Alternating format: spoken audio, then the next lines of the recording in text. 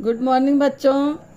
पिछली क्लास में हमने व्याकरण में पाठ 1 के अंतर्गत भाषा और लिपि पढ़ी थी। भाषा के बारे में जाना था और लिपि के बारे में। आज पाठ 1 का ही उसी के अंतर्गत पढ़ेंगे व्याकरण। व्याकरण किसे कहते हैं ये हम समझेंगे। इसमें व्याकरण क्या होता है, जिससे हम वाक्य को शुद्ध करते हैं। आपने पढ़ा है कि व्याकरण के कारण ही अपन वाक्य को शुद्ध करते हैं। जैसे ये लिखा है, गाजर खा रहा है खरगोश, और दूसरा उदाहरण, बच्चा रहा पढ़े पुस्तक। तो ये दोनों बोलने में कैसा लगा, गलत लग रहा है ना बोलने में उच्चारण इसका, क्योंकि इसमें व्याकरण का इस्तेमाल नहीं किया गया है। अब देखिए ऊपर के दोनों वाक्य पढ़ने में अटपटे और अस्पष्ट हैं। क्यों स्पष्ट नहीं है? क्योंकि इन्हें स्पष्ट और शुद्ध करने के लिए हमें किसकी जरूरत पड़ेगी? व्याकरण की। व्याकरण के नियमों का प्रयोग करेंगे तब ये वाक्य क्या होंगे? शुद्ध हो जाएंगे और स्पष्ट रहेंगे। तो उसके बाद ये वाक्य इस प्रकार के हो जाएंगे। जो गाजर खा रहा है खरगोश, इसमें व्याकरण का इस्तेमाल करेंगे तो फिर क्या होगा? खरगोश गाजर खा रहा है। ये वाक्य क्या हुआ? शुद्ध वाक्य हुआ, स्पष्ट हो रहा है। ये सही लग रहा है ना बोलने में, और सुनने में भी अच्छा लग रहा। ऐसे ही ये बच्चा रहा पढ़े पुस्तक, इसमें व्याकरण का उपयोग करके ये देखेंगे, प्रयोग करके कि बच्चा पुस्तक पढ़ रहा है। इसमें व्याकरण को हमने लगाया तो क्या हो गया? ये जमा के लिखा है कि बच्चा पुस्तक पढ़ रहा है। तो ये आप लोग बड़ी क्लास में पढ़ेंगे कि कर्ता, क्रिया, कर्म, ये सब इसके कारण ये वाक्य सही हो जाते हैं। अभी आपके इसमें नहीं है ये सब, लेकिन इसके कारण ही वाक्य शुद्ध होते हैं। देखो बच्चों, आपने किस तरह व्याकरण के प्रयोग से वाक्य को शुद्ध करके उसके अर्थ को भी स्पष्ट कर दिया। अब हम लोग ने इसको शुद्ध करके स्पष्ट किया ना, अब हम जानेंगे कि व्याकरण की परिभाषा क्या है। तो व्याकरण की परिभाषा है, भाषा के शुद्ध रूप का ज्ञान कराने वाले शास्त्र व्याकरण कहलाते हैं। व्याकरण कहलाता है क्या? भाषा के शुद्ध रूप का ज्ञान कराने वाला शास्त्र व्याकरण कहलाता है। मतलब भाषा का जो शुद्ध रूप होता है वो व्याकरण के जरिए ही हम जान पाते हैं। व्याकरण नहीं होता तो कुछ सही से नहीं बोल पाते शुद्ध तरीके से। तो आइए अब हमने इसमें पाठ में क्या क्या पढ़ा ये जाने, कुछ बातें और जाने इसके विषय में।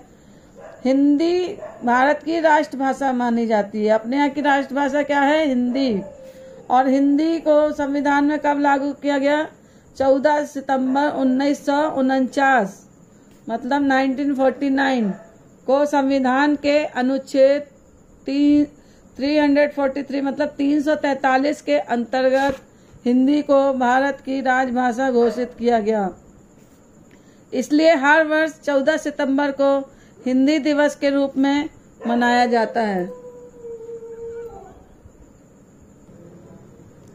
इसलिए हर वर्ष 14 सितंबर को हिंदी दिवस के रूप में मनाया जाता है। तो हिंदी दिवस किस दिन मनाते हैं? 14 सितंबर को। फिर हिंदी भाषा देवनागरी लिपि में लिखी जाती है। कौन सी लिपि में लिखते हैं हिंदी भाषा को? देवनागरी लिपि में। यह बाईं से दाईं ओर लिखी जाती है। उर्दू भाषा फारसी लिपि में लिखी जाती है। यह दाएं से बाएं ओर लिखी जाती है। हिंदी और उर्दू में क्या अंतर है? देखिए, ये देवनागरी लिपि में लिखी है हिंदी, और उर्दू किस में लिखी है? फारसी लिपि में। लेकिन हिंदी भाषा को कैसे लिखते हैं? बाएं तरफ से दाएं तरफ, मतलब लेफ्ट से राइट लिखते हैं। और उर्दू भाषा को राइट से लेफ्ट लिखते हैं, मतलब दाएं से बाएं। हिंदी में दाएं और बाएं बोलते हैं, इंग्लिश में आप लोग लेफ्ट और राइट बोलते हो ना, वही।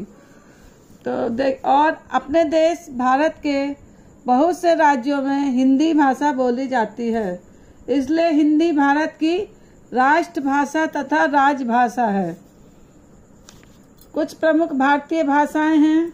यहाँ पे देखिए कुछ भाषाएं लिखी हैं जो भारत में बोली जाती हैं। देखिए कैसे हिंदी भाषा कहाँ कहाँ बोली जाती है? उत्तराखंड, मध्य प्रदेश, राजस्थान, छत्तीसगढ़, झारखंड और बिहार। यहाँ कौन सी भाषा बोली जाती है? हिंदी। पंजाबी पंजाब में, बांग्ला पश्चिम बंगाल, ओडिया भाषा उड़ीसा में, ओडिशा तमिलनाडु में, कश्मीरी जम्मू कश्मीर में, तेलुगु आंध्र प्रदेश और तेलंगाना में, गुजराती गुजरात में, असमिया असम में, मराठी महाराष्ट्र में, कन्नड़ कर्नाटक में, कोंकणी गोवा में, और मलयालम केरल में।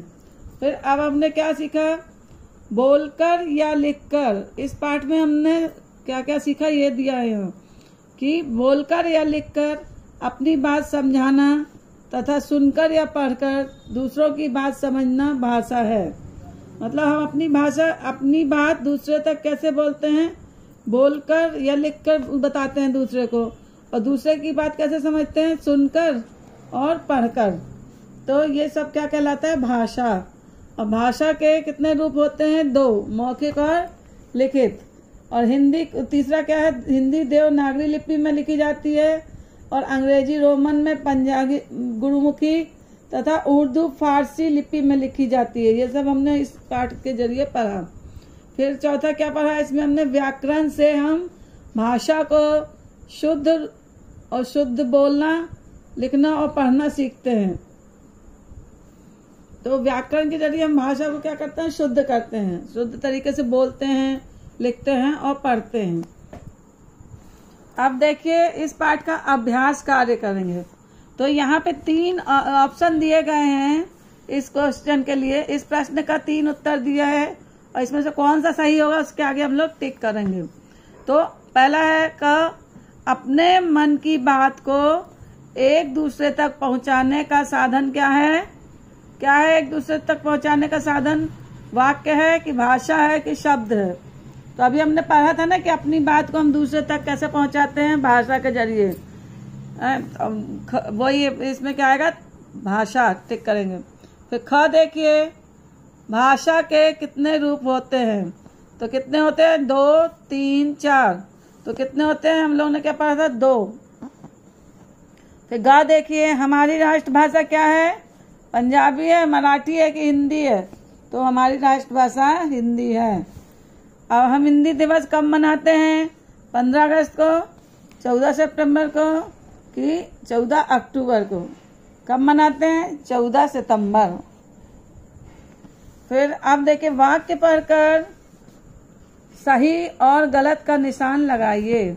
अब ये जो खंड दिए गए हैं ना, इसमें हमको ये वाक्य पढ़ के लिखना है कि कौन सा जो सही होगा उसके आगे सही का निशान, और जो गलत है तो गलत का निशान लगाएंगे। ठीक है।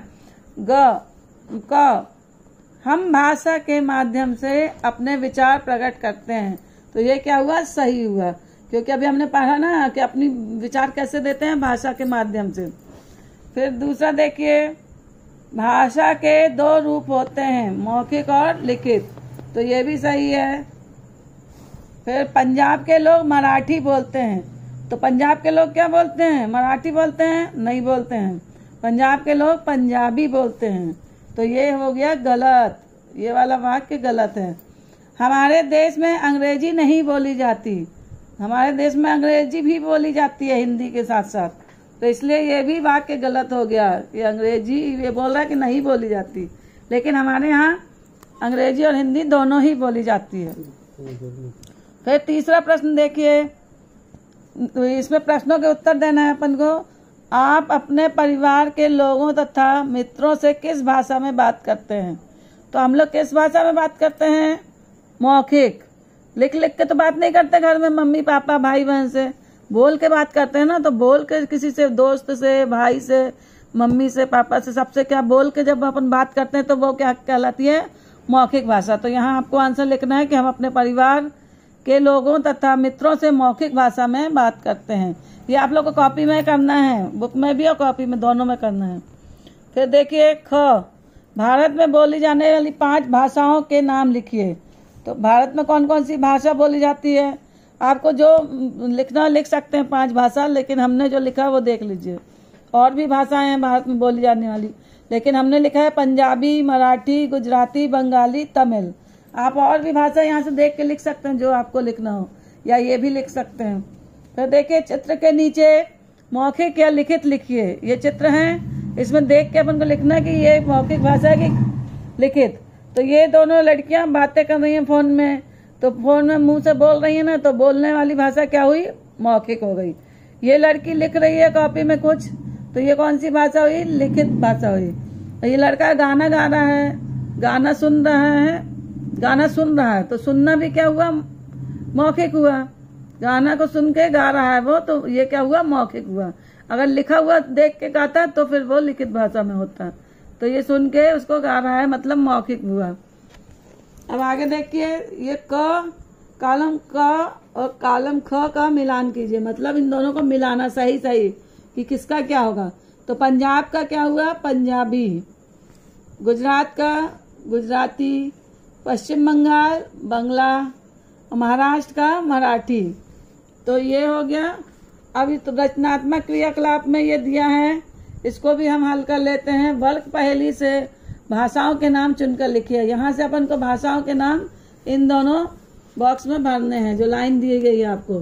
तो देखिए, पहली भाषा ये हो गई अंग्रेजी, फिर ये मलयालम, फिर ये बंगाली, फिर ये रूसी, फिर गुजराती, फिर ये मराठी, फिर नेपाली, फिर ये बोडो, फिर ओडिया, जापानी और फ्रेंच और चीनी।